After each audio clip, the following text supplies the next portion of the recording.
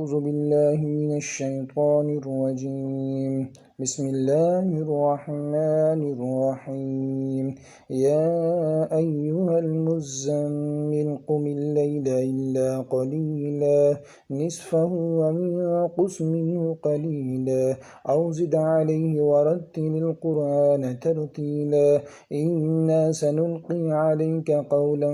ثقيلا إن ناشئة الليل هي أشد وطئا وأقوم قيلا إن لك في النهار سبحا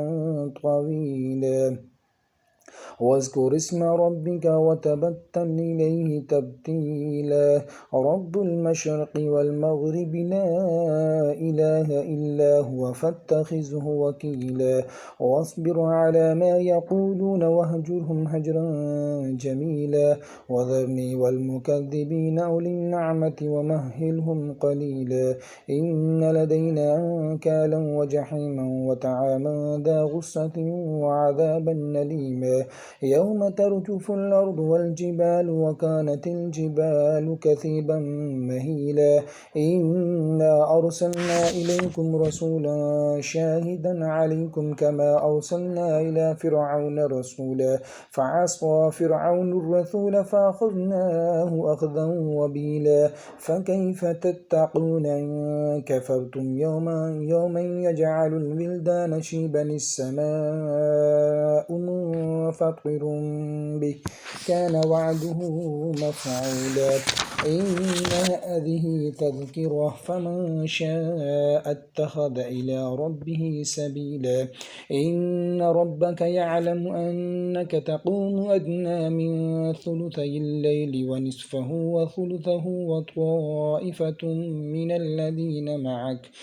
والله يقدر الليل والنهار علم أن لن تحصوه فتاب عليكم فاقرؤوا ما تيسر من القرآن علم أن سيكون منكم مرضى وآخرون يضربون في الأرض يبتغون من فضل الله وآخرون يقاتلون في سبيل الله فاقرؤوا ما تيسر منه وأقيموا الصلاة وآتوا الزكاة وأقرضوا الله قرضا حسنا وما تقدموا لأنفسكم من خير تجدوه عند الله هو خيرا وأعظم أجرا واستغفروا الله إن الله غفور رحيم صدق الله